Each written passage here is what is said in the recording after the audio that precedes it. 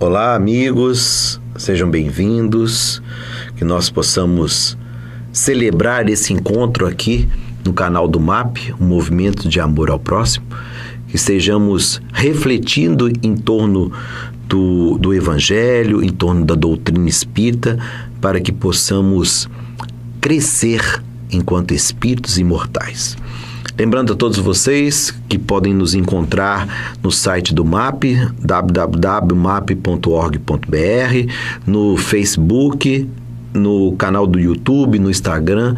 Nós estamos em todas as mídias para que, de alguma forma, essa mensagem possa chegar àqueles que necessitam e desejam. Hoje, nós vamos nos envolver do discípulo mais conturbado que houve no colégio de discípulos de Jesus. Nós vamos falar de Judas. É interessante que quando nós falamos da figura de Judas, a primeira coisa que surge na mentalidade ou nas nossas memórias é a traição. E nós nos esquecemos de buscar informações que nos façam refletir em torno da personalidade do Judas. Então, eu vou aqui trazer uma ideia da personalidade de Judas para que a gente possa necessariamente comentar sobre a queda de Judas. Quando nós abrimos o livro Luz Acima, do nosso querido Chico Xavier, pelo espírito do irmão X, o nosso querido Humberto de Campos, nós vamos encontrar na mensagem 44 do aprendizado de Judas. Ele vai fazer aqui uma série de descrições tentando moldar a personalidade de Judas. Ele aqui, o nosso querido irmão X, ele vai aqui desenhando a personalidade de Judas para que os nossos corações possam se sensibilizar. Para que todos nós, os cristãos, possamos superar a queda de Judas.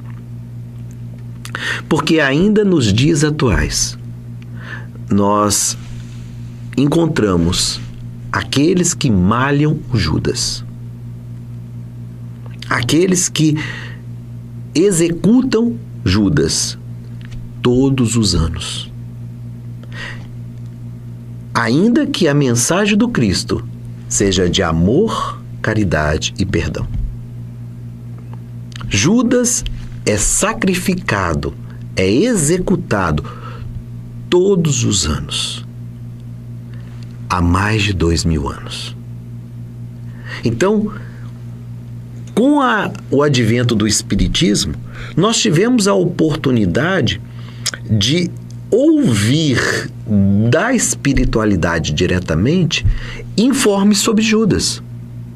Não só sobre Judas, mas sobre todos os apóstolos, e que nós vamos, em vários episódios aqui, narrar cada um deles, ou tecer alguns comentários sobre cada um deles. Daniel, o que você pode falar sobre Judas?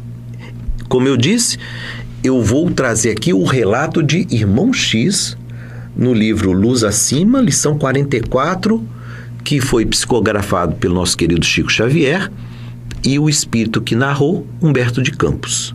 Diz assim Humberto de Campos: não obstante amoroso...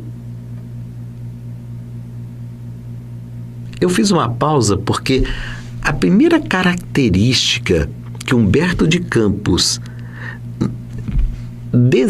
descreve de Judas é que ele era amoroso. Ele faz um entretanto, né? Não obstante, ele era amoroso. Judas era muitas vezes estouvado e inquieto. Para aqueles que não conhecem a palavra estouvado, estouvado é aquele apressado. É aquele que ataca a comida quente sem soprar. Fazendo brigadeiro lá. Acho que aqui ninguém gosta de brigadeiro, mas eu vou dar essa ideia. Acabou de mexer o brigadeiro no fogo, aí pega e põe na boca. Isso é estouvado. E a terceira, inquieto. Agitadíssimo. A cabeça não para. Humberto de Campos continua. Apaixonara-se pelos ideais do Messias, do nosso querido Jesus. Embora esposasse os novos princípios, em muitas ocasiões surpreendia-se em choque contra eles. Sentia-se dono da boa nova e, pelo desvairado apego a Jesus, quase sempre lhe tomava a dianteira nas deliberações do grupo. Olha que interessante. Num episódio anterior, eu estabeleci um link, um elo, entre os 12 discípulos e a religião judaica. E que é um povo de tradições de dirigentes religiosos e políticos ao mesmo tempo. Moisés trouxe os 10 mandamentos, inspirado por Deus, em nome de Deus. Mas ele também deu ao povo judeu a codificação de uma lei humana, um código civil. E quando nós vamos lembrando de outros grandes patriarcas, eles eram ao mesmo tempo líderes religiosos e líderes políticos. Então, desenvolveu na cultura judaica a ideia de que o grande guia desse povo sempre está nesse 2 campos, o do religioso e do político. E Judas acreditava, como também os outros discípulos, de que Jesus era esse líder. Esse líder que une as questões espirituais às questões políticas materiais. E ele tem dificuldade, Judas, porque a boa nova, o evangelho do Cristo, ele não vem tratar das coisas materiais. Ele não veio legislar as questões materiais, as questões políticas, as questões de ordem social. Não. E essa é a grande dificuldade. E ele começa a tomar a frente, aqui descrito e narrado por Humberto de Campos, o nosso querido irmão X. Ele toma a frente porque ele achava que Jesus não faria. Jesus parece que teria alguma dificuldade na visão dele de implementar esse plano político. Que Jesus estava muito preocupado com as questões religiosas, mas pouco afeito às questões políticas. E Judas achava que precisava desse braço político para que a coisa pudesse crescer. E eu volto. Na história desse povo, eles sempre tiveram os legisladores que estavam nos 2 campos. No campo religioso e no campo político. E por isso é tão difícil para eles entender que o Cristo estava abrindo mão das questões humanas e se abraçando com as questões espirituais. Jesus veio romper com paradigmas. O povo judeu, o povo hebreu, ele rompeu com a tradição politeísta do mundo antigo. Até então, nós tínhamos deuses para cada elemento da natureza. No mundo romano, existiam os deuses familiares, cada família tinha o seu deus. Então, é um mundo onde tudo pode. Todos os deuses podem se degladiar. E quando Moisés, consolida na sua tarefa essa ideia de que Deus é único, de que Deus é imanente, de que Deus é transcendente, de que Deus não tem uma forma humana, nem de animal, nem um misto entre animal e humano, é uma quebra de paradigma, ou seja, é uma quebra de modelo. E preparou esse povo para receber a próxima revelação, que era Jesus. Mas Jesus também romperia com algumas visões desse mundo antigo.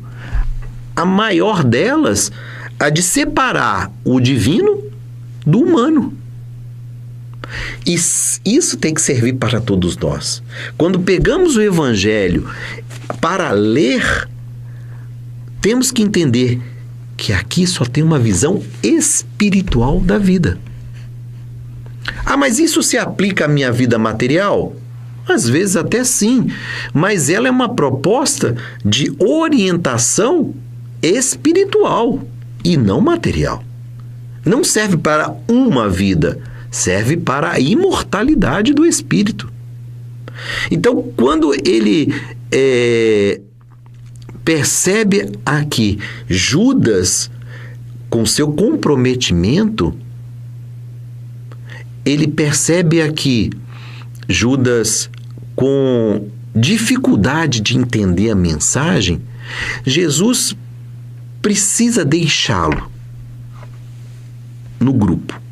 Não poderia excluí-lo. E contava de que, pouco a pouco, pudesse semear novas ideias nesse coração endurecido. Vou voltar aqui. Humberto Campos diz que ele era amoroso, estovado, inquieto. Ele tinha dificuldade de entender a boa nova, porque achava que Jesus estava investindo só na questão religiosa, pouco afeito às questões políticas, e que isso daria problemas ou dificuldades para crescimento da doutrina. Diz Humberto de Campos que, sempre tomando a frente de Jesus, né, estouvado, inquieto, ele organizou a primeira bolsa de fundos para ajudar na divulgação do Evangelho. Olha que interessante. O Judas fala assim: gente, nós estamos todos aqui, nós estamos trabalhando agora com Jesus, nós precisamos fazer um fundo. Nós precisamos criar aqui um fundo para a manutenção dos discípulos, para que todos nós possamos nos dedicar mais tempo ao Evangelho.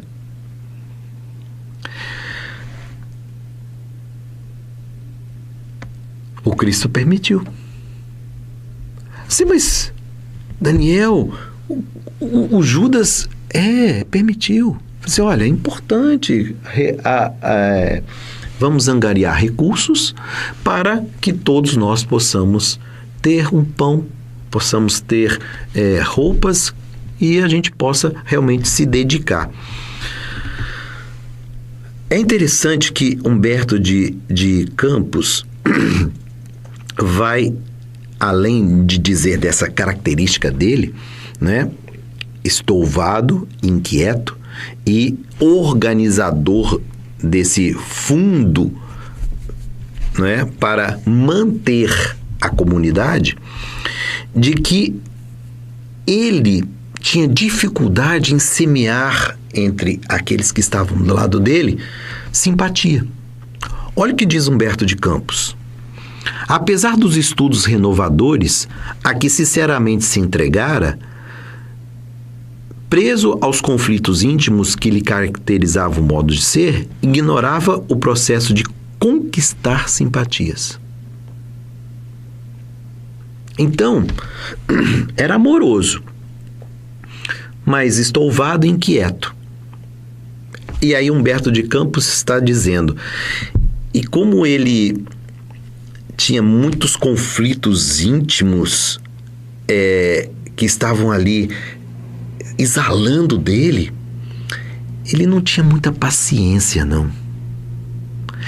E nessa forma dele agir, ele afastava as pessoas dele.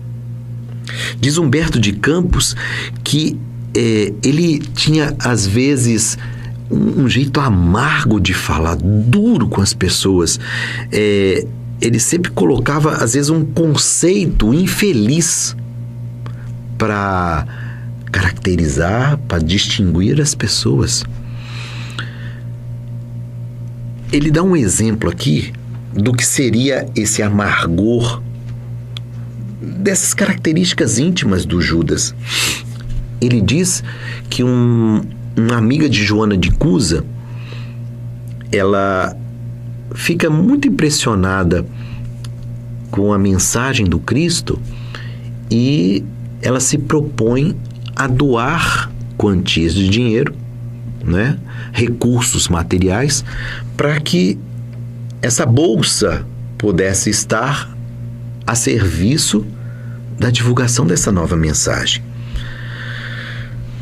Quando ela chega para entregar essa quantia, e era uma amiga rica, o Judas recebe. Ele recebe. Mas ele faz um comentário. E eu acho que esse comentário é muito importante, porque marca como ele era amargo, como ele trazia um temperamento inquieto, não é? Um certo conflito interior que acaba transformando Judas numa pessoa distante. Olha como Humberto de Campos traz para a gente. Recebeu a oferta e Judas diz: guardo a oferta, contudo, não me deixo escarnecer. A doadora pretende comprar o reino dos céus, depois de haver gozado todos os prazeres do reino da terra. Saibam todos que este é um dinheiro impuro, nascido da iniquidade.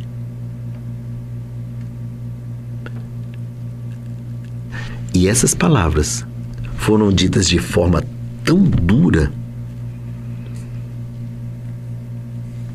que trouxeram indefinível amargura para aquela que doava e um constrangimento entre todos os discípulos. E muitos vão dizer assim: mas o Cristo não fez nada?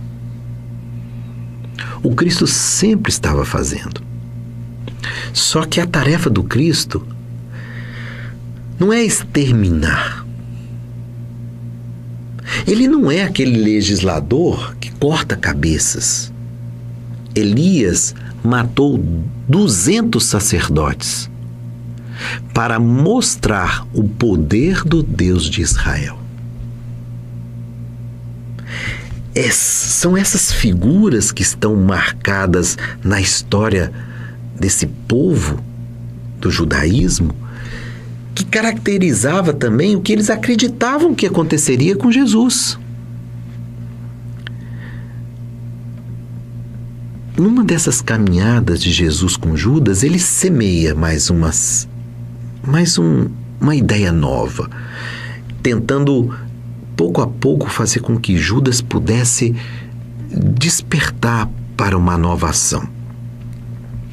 Eles estavam caminhando e Judas perguntou a Jesus assim: Senhor, por que motivo sofro tão pesadas humilhações? Noto que os próprios companheiros se afastam cautelosos de mim. Todo mundo tinha medo dessa amargura, dessa língua afiada que Judas tinha. Então, as pessoas se afastam para evitar conflito, para evitar um mal-estar com Judas. E ele percebe isto. Ele fala assim: Senhor, o que está acontecendo? Eu não consigo fazer relações duradouras. Há como que forçada separação entre meu espírito e os demais. Olha, ele mesmo dizendo. Isso é Judas dizendo. Humberto de Campos traz os relatos do mundo espiritual sobre o que acontecia com Judas. Então, assim, ele não se afinizava com os outros. Sou incompreendido e vergastado pelo destino. E levantando os olhos tristes para o divino amigo, Jesus, ele repetia: por que, Senhor? É interessante que nesta caminhada, nessa reflexão de Judas sobre esse distanciamento dele para com os outros, provocado por ele mesmo, porque era um homem amargo, era um homem estouvado, era um homem inquieto, não é? Muito pragmático, imediatista, pensando em Jesus como um legislador humano e não como um mensageiro divino. Ele se sente mal entre os próprios discípulos. Mas o que está acontecendo, Senhor? Por quê? Jesus ia responder nessa caminhada. E olha o que Humberto de Campos narra. Jesus ia responder, condoído, observando que a voz do discípulo tinha lágrimas que não chegavam a cair. Sabe o que aconteceu? Nessa hora que Jesus ia responder, eles chegaram num pequeno manancial de água, uma pequena poça bem rasinha, onde eles poderiam beber. E Judas, estouvado, inquieto, ele vai e toca o fundo desse pequeno manancial de água. E ao tocar o fundo, todo o lodo que está embaixo, todo aquele barro vem à tona. E Judas diz assim: oh, que infelicidade! Jesus aproveita e tira daí uma lição. O mestre bondoso, diz Humberto de Campos, sorriu calmamente e falou: nesse poço singelo, Judas, tem a lição que desejas. Ou seja, Judas queria entender por que esse afastamento, por que ele não tinha essa afinidade com os outros discípulos. Por que ele tinha uma dificuldade de se relacionar com a comunidade? E Jesus continua: quando quiseres água pura, retire-a com cuidado e reconhecimento. Não há necessidade de alvoroçar a lama do fundo e das margens. Quando tiveres sedes de ternura e amor, faze o mesmo com teus amigos. Recebe-lhes a cooperação afetuosa sem cogitar do mal, a fim de que não percas o bem supremo. Eu acho fantástico. Judas querendo entender por que ele não tem essa afinidade, por que ele não se sente à vontade com os outros discípulos, e Jesus usa o exemplo do manancial da água ali para explicar: Judas, você quer tirar o melhor, mas você mexe no fundo, você mexe no lodo, você mexe no barro, falando em relação aos outros. Você vai comentar de Pedro, mas você fala dos erros dele. Você quer o carinho de Mateus, mas você vira e mexe, está apontando os erros dele, as falhas dele, as dificuldades dele. Todas as vezes que precisa falar de alguém, tem sempre um pesar, tem sempre uma questão negativa. Judas, se você quer o melhor das pessoas, toca com cuidado nas pessoas. Seja leve, seja suave. Para que tocar no lodo? Como se nós pudéssemos estar isentos de erros.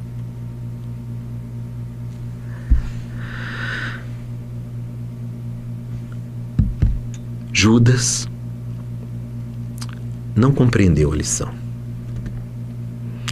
E ele vai desenvolver todo o processo de crescimento dentro desse discipulato, dessa escola de discípulos, se afastando dos demais, sendo inconveniente nas suas falas, nas suas críticas amargas, felinas, né? Duro, incisivo, como foi com a moça, com a senhora que doou o dinheiro aqui. Então, esse é o primeiro ponto que nós precisamos entender da personalidade do Judas. E no próximo episódio, nós vamos mostrar como esse discípulo se estruturou dentro desse grupo e como ele planejou todo o processo de prisão de Jesus. Mas isso vai ser no próximo episódio. Paz e bem, paz e luz, paz, muita paz para todos nós.